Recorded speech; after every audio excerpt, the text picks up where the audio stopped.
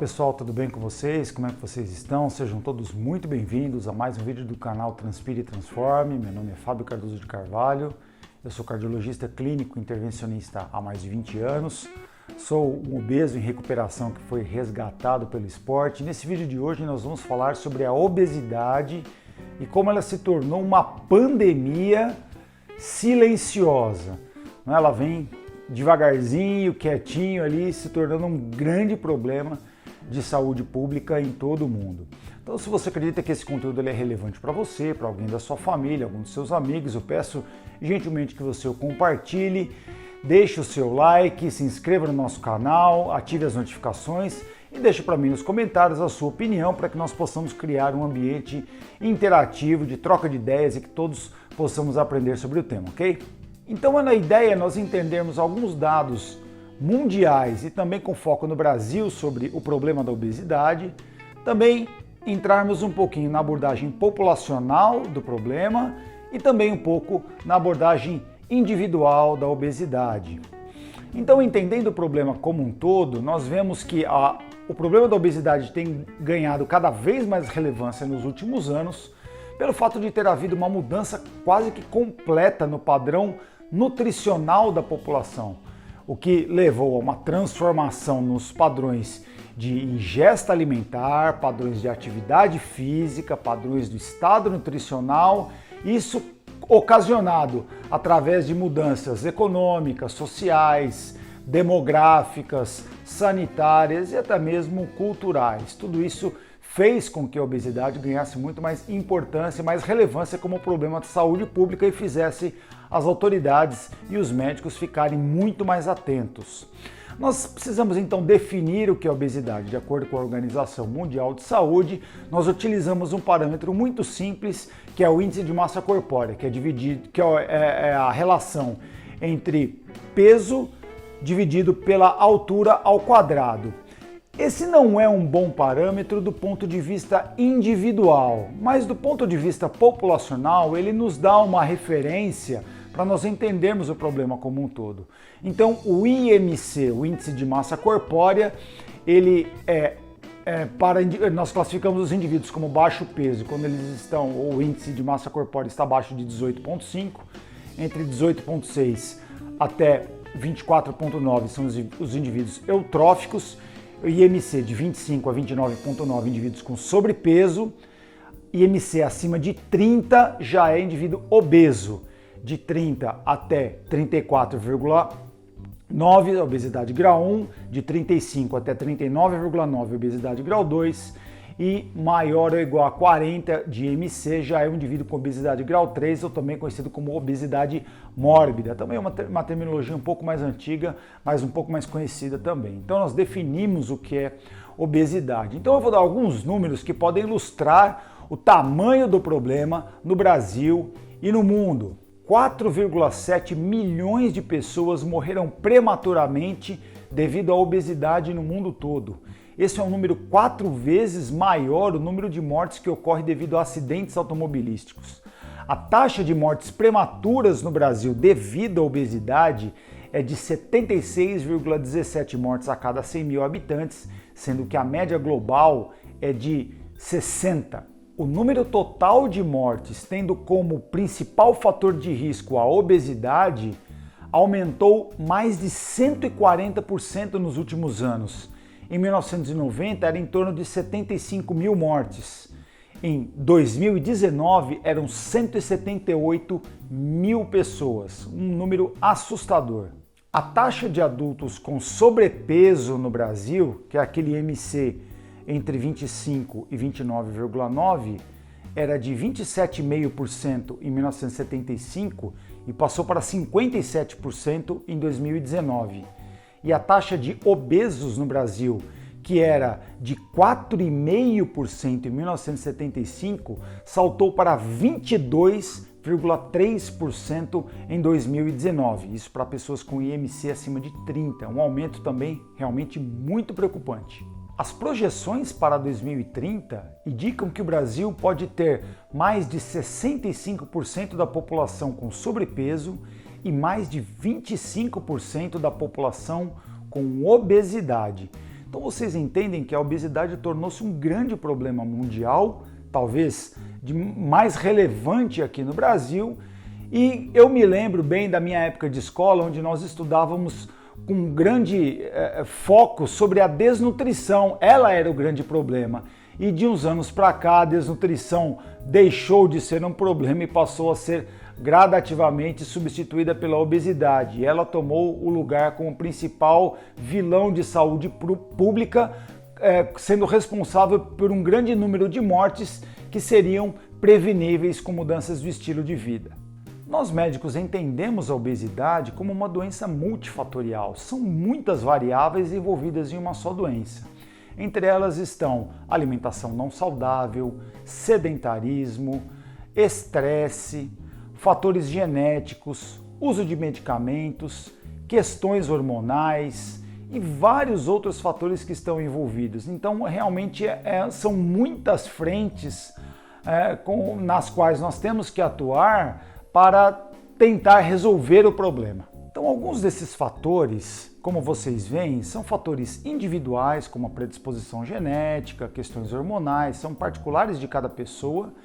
E existem outros fatores que eles são populacionais, eles são coletivos, como questões culturais, a mudança no padrão cultural, né, que levou a uma mudança no padrão alimentar, questões de comportamento, sedentarismo, alimentação, né? Então, o mau entendimento de todos esses fatores leva à desinformação e muitas vezes aumenta o preconceito contra os indivíduos obesos. O estigma contra os indivíduos obesos ele ainda é muito forte. Então, quando você vê o indivíduo obeso, você praticamente identifica ali uma pessoa sem foco, sem disciplina, uma pessoa desleixada, uma pessoa preguiçosa. E tudo isso é causado por essa série de desinformações que vem se acumulando ao longo do tempo, muitas vezes alimentada pela mídia, não é? Que ao mesmo tempo que estimula uma alimentação prática e muito voltada a ultraprocessados, também fala sobre atividade física, fitness, padrões de beleza, então isso causa uma certa confusão, de maneira com que dificulta também, muitas vezes, a abordagem individual ao paciente obeso.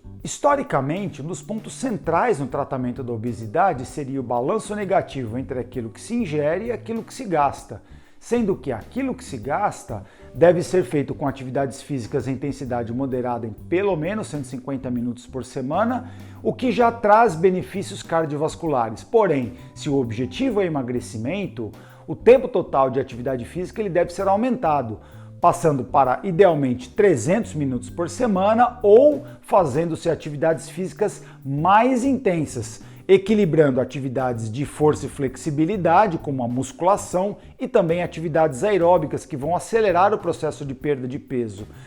Tudo isso nós temos como estratégia para aumentar o metabolismo basal. É por isso que as estratégias elas devem ser combinadas e nunca ser adotadas de maneira isolada a restrição calórica com o aumento no consumo. Porque nós queremos aumentar o metabolismo basal, que é a quantidade de energia que o indivíduo gasta para se manter vivo, digamos assim, não é? E tudo isso é feito de maneira mais fácil quando o objetivo é emagrecimento. Isso eu vivi muito, tenho experiência própria. Não é difícil você convencer uma pessoa a fazer uma dieta de perda de peso. Então, vamos fixar um objetivo aqui, você vai perder 30 quilos durante um certo período de tempo. Ok, a pessoa atinge aquela meta e perde o peso durante aquele período de tempo. O grande problema é a perspectiva de longo prazo, porque nós temos que entender a obesidade como um problema de saúde crônico, como a hipertensão arterial, como diabetes. Então, nós devemos manter os cuidados no tratamento visando sempre a longo prazo. Então, é muito difícil o indivíduo se manter magro ou se manter na meta de peso nos próximos 1 ano, 5 anos e 10 anos. E é sempre essa a grande dificuldade que nós temos na perspectiva aí de colocar isso para o indivíduo como meta de tratamento. Então a meta é se manter no peso ideal por um longo período de tempo e não atingir uma perda de peso significativa num curto espaço de tempo. Uma das principais resistências no tratamento dos indivíduos obesos é exatamente a mudança do padrão alimentar que essas pessoas já trazem consigo, influenciadas por fenômenos culturais e comportamentais que se agravaram nesses últimos anos, onde nós abandonamos aquela alimentação que os nossos pais, os nossos avós tinham, que era a mínima manipulação dos alimentos e o maior investimento do tempo no preparo, no cozimento desses alimentos. Então nós deixamos isso de lado por conta da praticidade e do ganho de tempo para aumentar o consumo de alimentos processados e ultraprocessados, em detrimento da saúde, é claro. E o que são esses alimentos ultraprocessados, os grandes vilões apontados por médicos e nutricionistas em todo o mundo?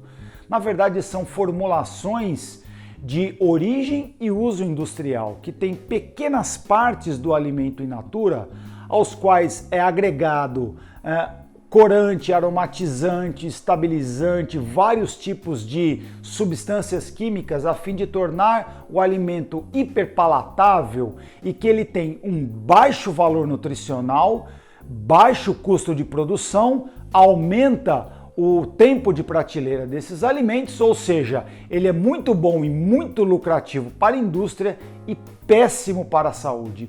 A partir dos anos 2000, houve um aumento de quase 50% na produção desses alimentos ultraprocessados. E isso tem correspondido a quase 20% de toda a alimentação dos sul-americanos e ainda está mais longe da proporção, da relação da proporção de quase 60% da alimentação dos indivíduos americanos. Mas nós estamos crescendo ano a ano, muito mais do que a população americana, norte-americana, no consumo dos ultraprocessados, e isso tem acendido realmente um grande alarme, um grande alerta em todos os profissionais de saúde.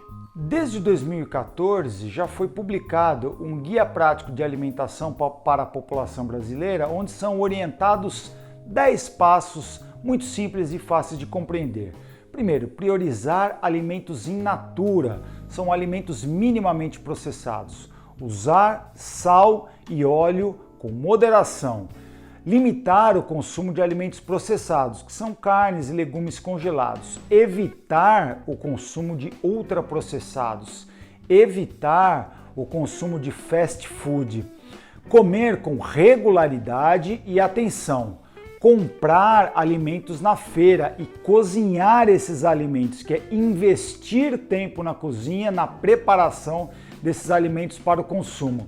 Planejar as compras e o preparo das refeições. Então muitas vezes você tem muitas atividades durante a semana, não é? Fica difícil fazer a janta ou fazer o almoço, então planejar isso às vezes ao final de semana ou fazer uma quantidade maior para distribuir durante a semana. E ser muito crítico, e esse é um ponto importante, já o 10º ponto, ser muito crítico com relação à publicidade e ao rótulo dos alimentos. Nós não temos o hábito de ler rótulos, de checar os ingredientes, mas nós temos que ter muita atenção e muita crítica, sabendo interpretar corretamente o rótulo dos alimentos e também ser crítico com relação à publicidade dos alimentos. Muitas vezes a gente tem que identificar padrões nocivos de publicidade voltados principalmente à criança. Muitas vezes voltado, estimulando o consumo de alimentos ricos em açúcar, rico em gordura. E o problema da obesidade, muitas vezes ele está relacionado à obesidade infantil, ao comportamento que vem desde a infância, que depois se perpetua na vida adulta. Então nosso cuidado muitas vezes como pais é vigiar essa questão da publicidade, a questão do consumo, principalmente dos doces ou alimentos ricos em muitos açúcares, para contornar ou tentar resolver o problema da obesidade infantil, impedindo que se torne um problema maior na vida adulta. Então, alguns conselhos importantes retratados nesse guia prático de alimentação da população brasileira são o estabelecimento de refeições regulares ou rotinas alimentares, onde fica fácil planejar e executar, melhorando a saúde alimentar do indivíduo ou do núcleo familiar, se houver mais pessoas na casa, onde você consegue planejar o cardápio da semana dividido em almoço, jantar ou nas outras refeições, e aí você já sabe de antemão aquilo que vai ser utilizado no preparo e no consumo dos alimentos durante a semana. Então isso fica bem fácil, uma rotina alimentar ela é muito importante. Então, outro ponto, ler com cuidado a questão dos rótulos, como foi dito, e aumentar o consumo de água. Isso é algo que a gente não dá muita atenção, mas a água ela aumenta a saciedade, diminui a sensação de fome, então ela também é muito importante. Diminuir o consumo de sobremesas, doces, esses bolos prontos que tem um baixíssimo valor nutricional e uma alta concentração de açúcar, que isso é caloria chamada caloria vazia, não é? Ela não tem agregado nenhum outro valor nutricional significativo, é somente açúcar. Evitar também ou policiar muito o consumo de congelados ricos em gordura trans e gorduras hidrogenadas, que também tem um alto valor calórico e baixo valor nutricional. Então, tudo isso a gente tem que policiar, são conselhos simples que vão ajudar no tratamento dos indivíduos obesos, mas também vão ajudar na reeducação alimentar no núcleo familiar, né? E são medidas que o indivíduo vai levar para a vida toda. Dentro do contexto do tratamento da obesidade, o exercício físico ele tem um papel primordial, promovendo melhora metabólica, com o aumento da sensibilidade à insulina, melhora na resistência da insulina, melhora do perfil de glicemia, melhora do perfil lipídico, melhora hemodinâmica com diminuição dos níveis de pressão arterial e também da frequência cardíaca e melhoras no sistema músculo-esquelético com melhor adaptação dos músculos e articulações.